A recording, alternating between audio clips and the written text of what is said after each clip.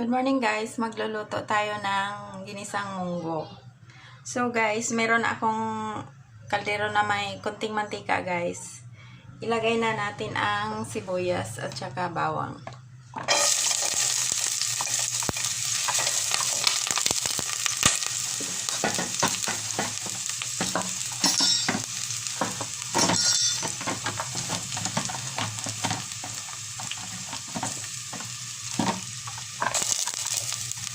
Pinain po kasi sayang guys. So haluin lang natin.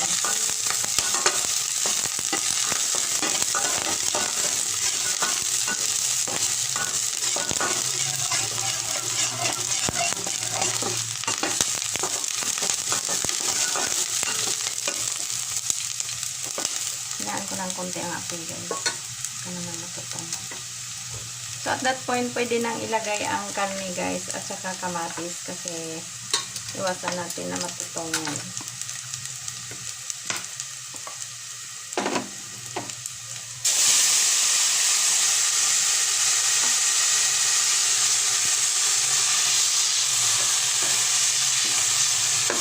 Kasi kapag nasunog yung bawang guys, sabi nila mapait daw. Siguro naman, kasi anything na mapait, kadalasan sunog yan. Kagaya ng mga kape, ng tabliya, mapait. Kasi sinusunog mo na yan bago gigilin.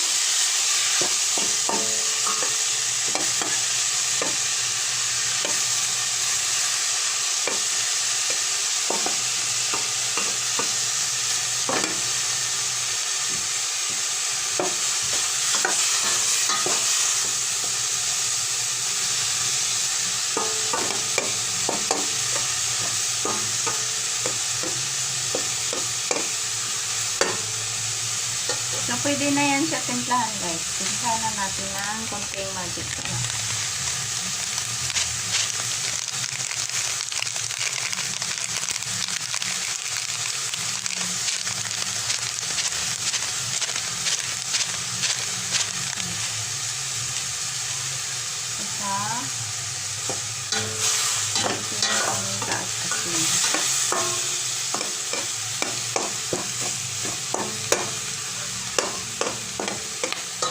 Sorry sa inyo guys kasi doon.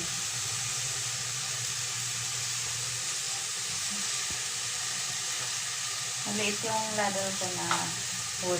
So, hindi natin kasi gamitin sa bangis. So, lagyan na natin asin guys. Kunti lang. Kasi meron pa tayong ilalagay na kunting patis mamaya.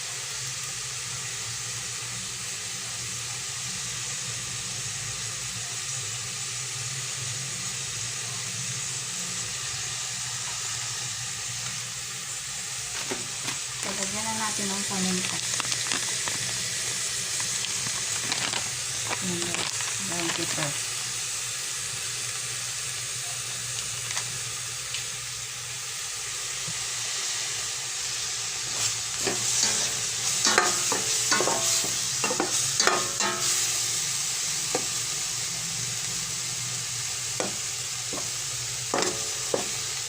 Pwede lakasan ang apoy para mag-brown yung ating karne.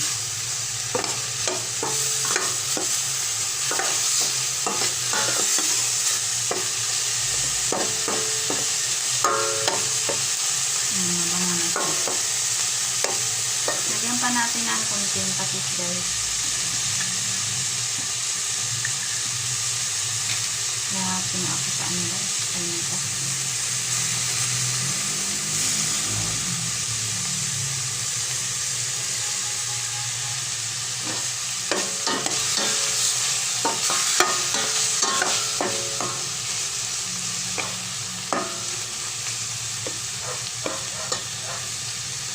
So, at that point, pwede na natin tubigan. Meron akong konting init tubig dito.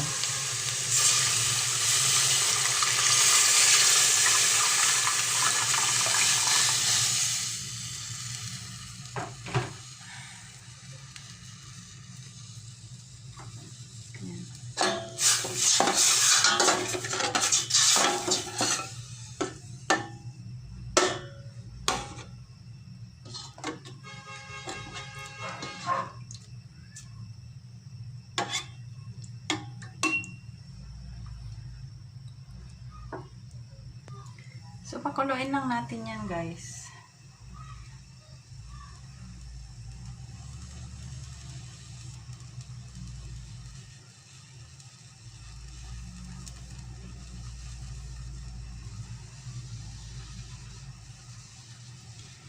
One way para mabilis ang pagluto ng munggo, guys, ay gagamit tayo ng pressure cooker. So, dito, may munggo ako, guys. Pwede natin ilipat yan dito. Ihalo na lang natin yan sa munggo para mas mabilis maluto ang karne. So, kasi yung munggo ko, kulang pa sa pagkalata ito. So, pwede natin i-pressure cook. So, hinaan lang natin na ako.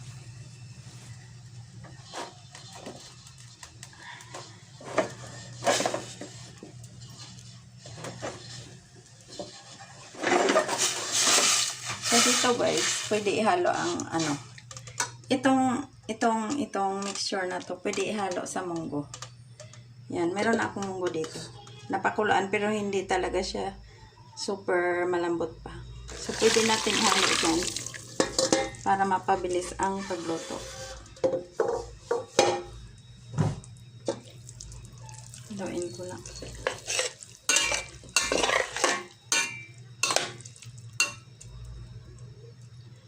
So, kulang pa yan sa sabaw. Kasi pakuluan pa natin ang karne. Yan. Dapat may katabi kayo lagi na init tubig, guys. Para pag nagluto kayo, medyo mapabilis. Yan.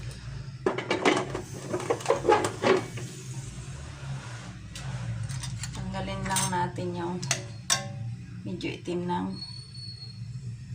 nasunog na bawang.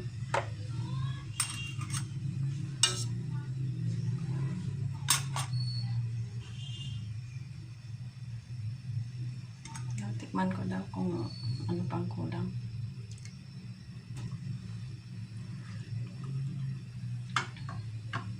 Ano pang kulang nito. So, dagdagan pa natin ng magic sarap.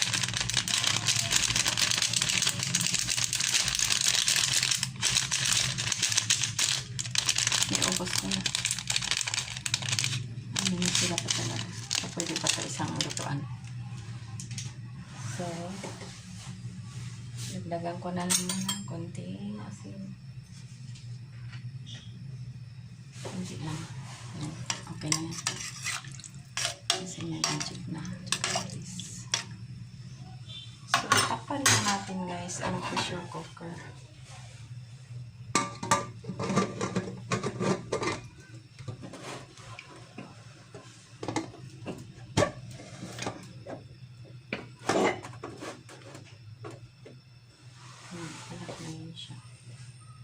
Lagyan natin ng lansa. Nakalak na. Tumunog na. So, antayin natin na tumunog yan guys. Para malalaman natin na luto na.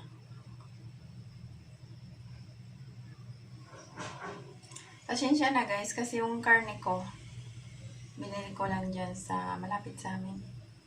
Pag binili ko sa halimbawa sa Pure Gold o kaya sa SM, mas mabilis maluto kasi yung grano ng pagkagiling doon ng karne pinong-pino. Eh dito kasi medyo malalaki siya. Parang maliit lang siya sa pangminodo.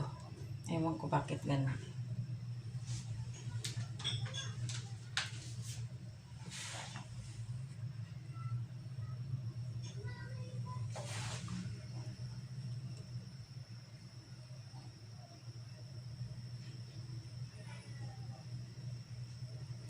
So, it takes a while guys kung magluto kayo ng ganito.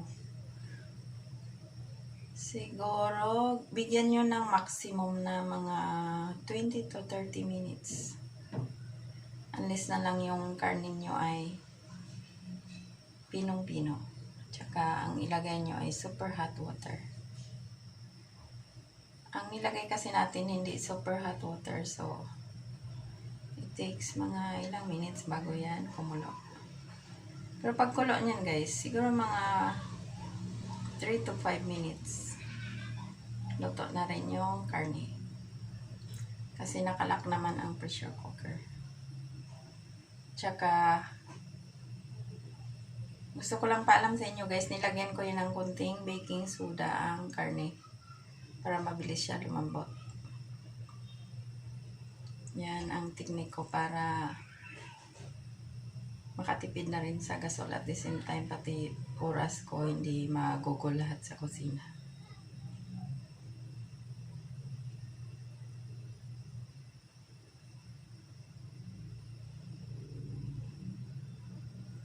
So, antayin lang natin guys.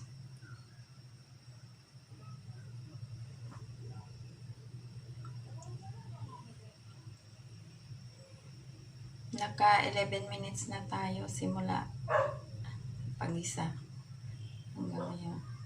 Sorry guys.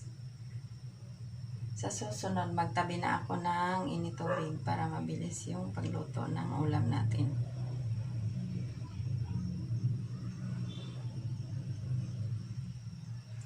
Pero to tell you guys, dito sa Maynila, ang munggo ay hindi ulam. Gulay lang siya. Unlike sa probinsya, considered na siya as ulam. Kasi naman doon, kung magsahog naman sa katerba namang mga halo, dito, ang gulay, mga simple-simple lang. Kung may halo man yan na karne, kunti lang.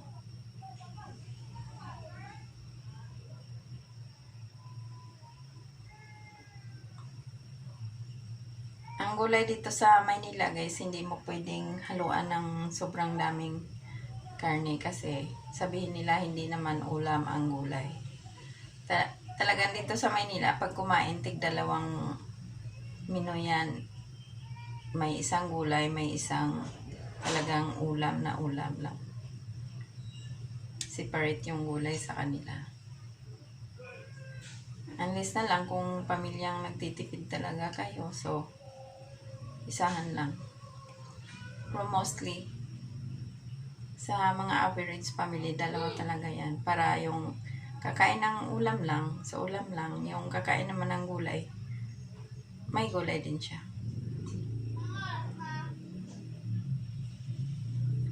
So, hindi pa tumunog ang ating pressure cooker, guys. So, ibig sabihin, hindi pa talaga siya kulong-kulo sa loob.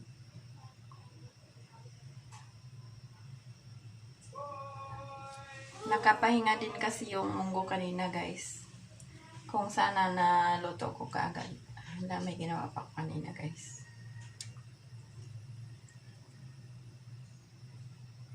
Pero nagsimula na naman siyang mag-steam. Ayan o. Diyan sa maliit na butas. Lumabas ng kunting steam niya. Yung dito na lang sa labas. Ay dito sa taas na lang ito. Ito hindi pa tumunog. So pag tumunog yan, mga 3 to 5 minutes, pwede na.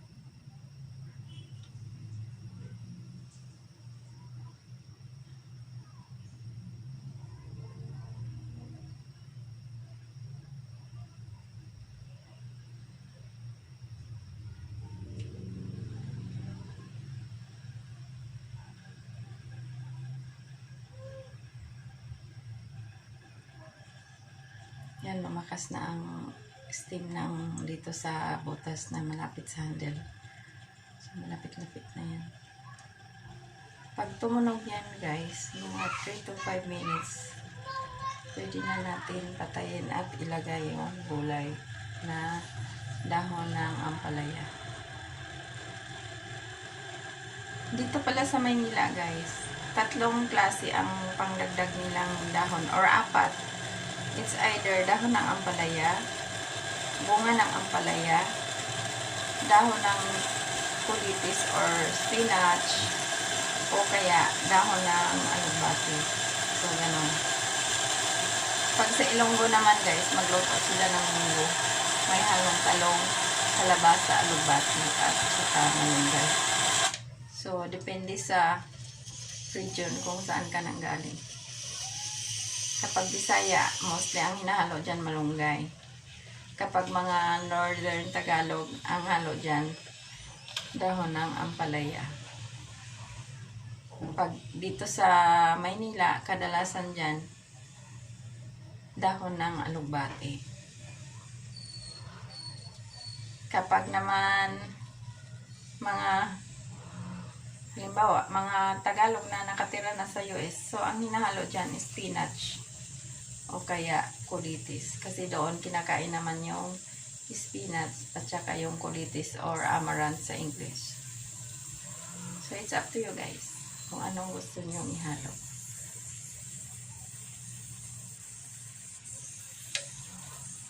So medyo lakasan natin ang apoy guys para mapabilis tayo. Ayan, tumunog na.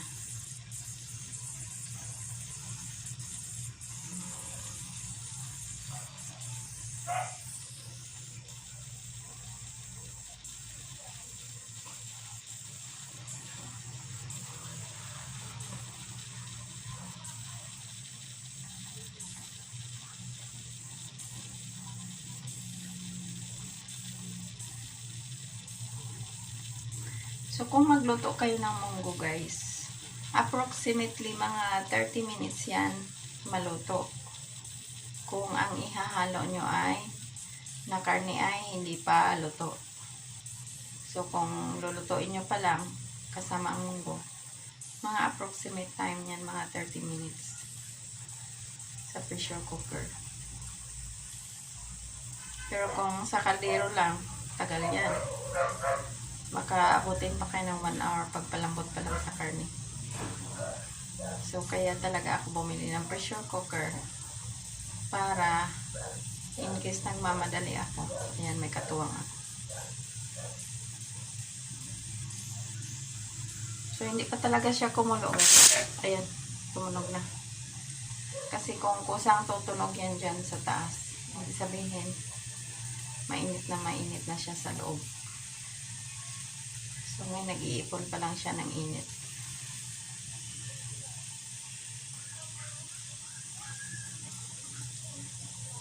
So, antayin lang natin. Kasi hindi naman pwedeng kainin hilaw yan. Yung sa pressure cooker pala guys, pwede niyo siyang pwersahing buksan gamit ang tubig. So, pwede siyang ang buong pressure cooker, ilagay mo sa lababo, tapos paliguan mo ng tubig. Kapag tumunog na para siyang, alam mo yung tunog ng truck na nag-break, yun, ganun. Pag lumabas na yung singaw niya, pwede mo na buksan din. Yun guys, magsisimula pa lang siyang kumulo sa loob. Bigyan natin ng 3 to 5 minutes para ma-sure na luto na ang karne. Kasi sinaling lang naman yung nilagay natin dyan. Plus, meron pa tayong baking soda na nilagay. So, ma-sure tayo na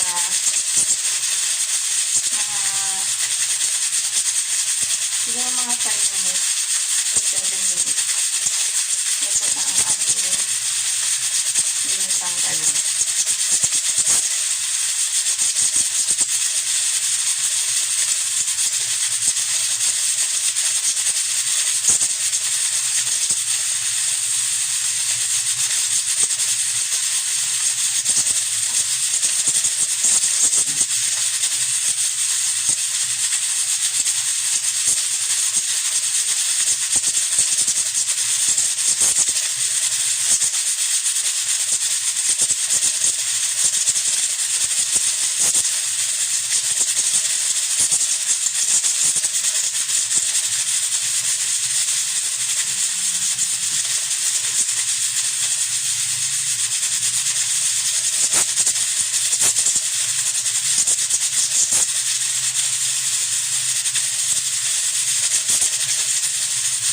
Yung ibang tao guys, natatawa kapag ang munggo ay pressure cooker.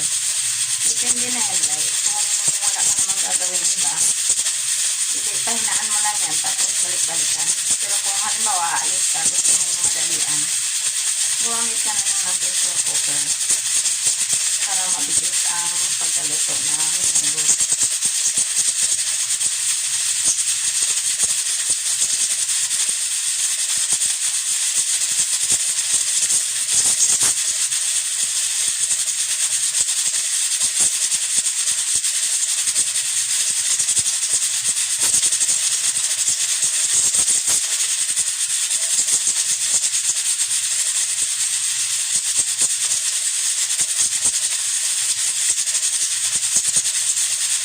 Naka 2 minutes na tayo ng whistle guys.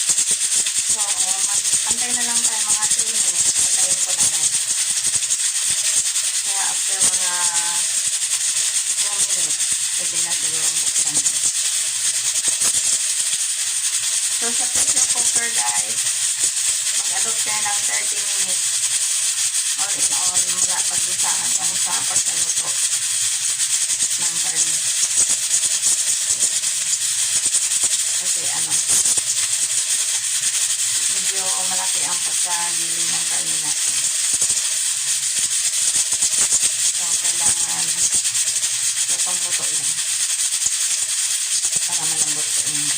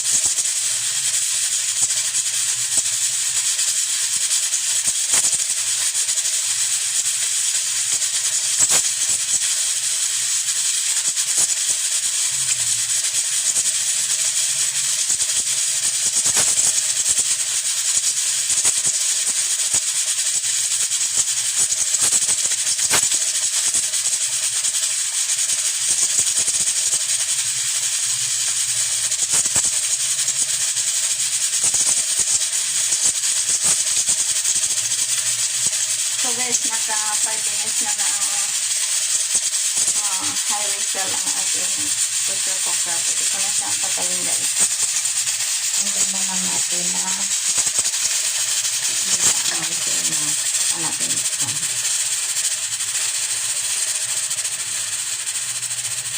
Yun na natin guys. Kasi wala nang apoy sa ilalim. So at that point, hindi pa pwedeng pressure ang pagbukas niyan guys. Hintayin natin na kusa siyang mawala ng steam or else masabugan tayo.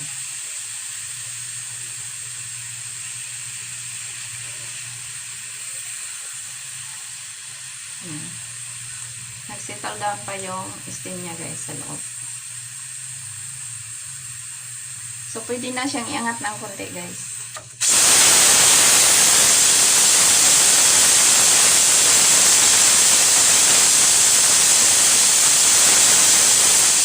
Pero kung di naman kayo nagmamadali guys, iwanan nyo na lang ganyan. Kusa rin niya na hihinto. Pero ito kasi guys, for video purposes, kailangan ko siyang bubuksan. So, itagilid ko siya.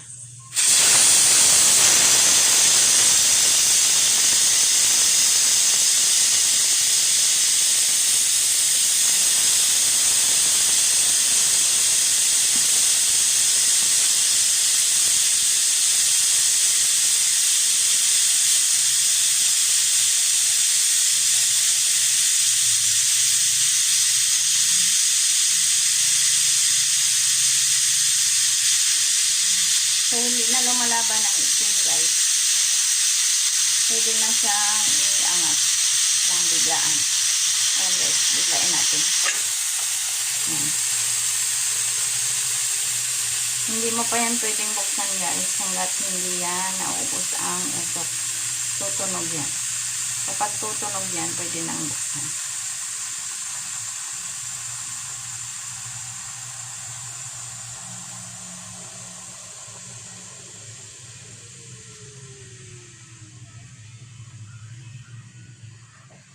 Ayan, tumunog na. So, pwede nang buksan guys. Tumunog na. See, madali lang.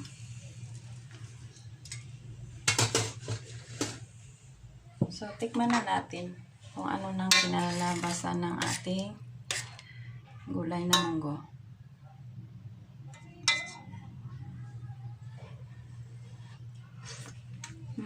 Masarap. Mas malambot na yung karne guys. So, on ko na.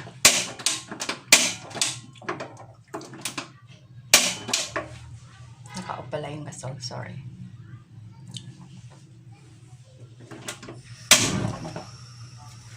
So, ilagay na natin ang dahon ng ampalaya guys.